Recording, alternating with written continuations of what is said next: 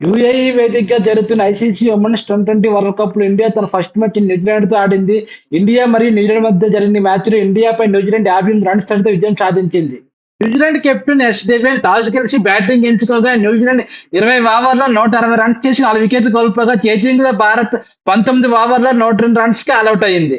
Batsmen starting నుండి Bharat bowler పై attacking చేశారు. New Zealand opener చిన్న బెట్స్ ప్లిమ్మర్ ఇద్దరు ఫస్ట్ వికెట్ కి 67 రన్స్ పార్ట్నర్షిప్ కోల్పోయారు. 67 రన్స్ 2 వికెట్లు కోల్పోయిన సందర్భంలో కెప్టెన్ డెవెన్ 36 బంతుల్లో 57 రన్స్ చేసి న్యూజిలాండ్ కి భారీ స్కోర్ అందించింది.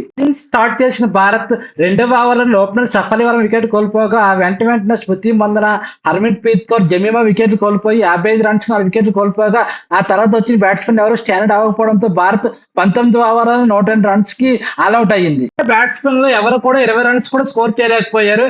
ఇండియా తరపున captain Harmanpreet Kaur 15 runs మాత్రమే టాప్ స్కోరర్ గా ఉంది. New Zealand captain Devine man of the match award గెలుచుకోగా న్యూజిలాండ్ ఈ సీజన్ లో 13 మ్యాచ్లు ఆడగా 1 మ్యాచ్ మాత్రం విజయం సాధించింది. ఈ మ్యాచ్ లో విజయం సాధించి న్యూజిలాండ్ మళ్ళీ అపజయాల నుండి విజయాల బాట పట్టింది.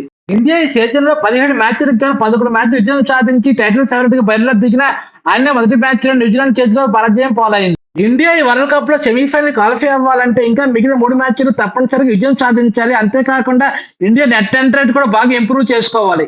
ఇండియా తన రెండవ మ్యాచ్ రేపు పాకిస్తాన్ తో ఆడబోతుంది.